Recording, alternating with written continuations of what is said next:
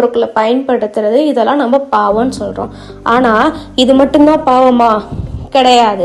நம்ம தெரிஞ்சும் தெரியாமலும் ஒரு பாவம் செய்றோம்.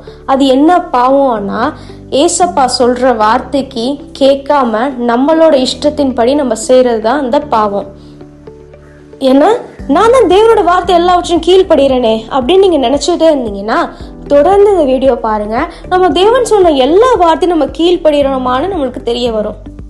இதுக்கு நம்ம போக வேண்டியதுங்கன்னா ஜெனசிஸ், ஆதியாகமும் சொல்லும் போதே நம்மளுக்கு 2 பேர் ஞாபகம் வந்திருப்பாங்க. நான் நினைக்கிறேன் நீங்களும் கரெக்டாக தான் கெஸ் பண்ணியிருப்பீங்கன்னு. ஆதாமும் ஏவாளும் தேவன் சொன்ன வார்த்தையை கேட்காம கீழ்ப்படியாம பண்ணாங்க. இதுதான் எனக்கு தெரியுமே அப்படின்னு நீங்க நினைக்கிறீங்களா? கண்டிப்பா நினைப்பீங்க. ஆனாலும் ஒரே ஒரு நிமிஷம் மட்டும் வெயிட் பண்றீங்களா? நம்ம எத்தனை தடவை வேதங்களை வாசிச்சிருப்போம், எத்தனை தடவை ஜெபம் பண்ணிருப்போம், எத்தனை தடவை தேவனுக்கு ஆராதனை செஞ்சிருப்போம், எத்தனை பேருக்கு நம்ம தேவனோட வார்த்தைகளை சொல்லியிருப்போம். அதெல்லாம் டைமே இருக்க மாட்டேங்குதுங்க. இல்லை நம்ம சொல்றோம்.